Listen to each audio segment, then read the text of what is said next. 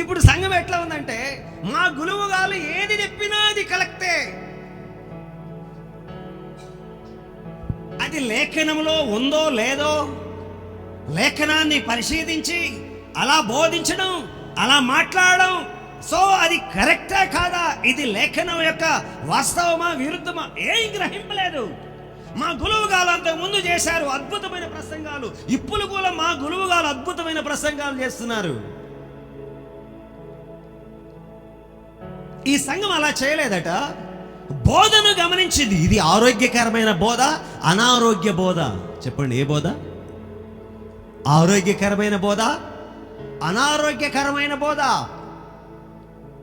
ఇది నన్ను బ్రతికించే బోధ, నన్ను వెలిగించే బోధ, దేవుని రాజ్యానికి తెచ్చే బోధ, నా కుటుంబాన్ని దేవుని కొరకు సంపాదించుకునే బోధ, నన్ను ఒక ఆత్మ సంబంధిగా చేసే బోధ, నన్ను ఒక శరీర సంబంధిగా చేసే బోధ.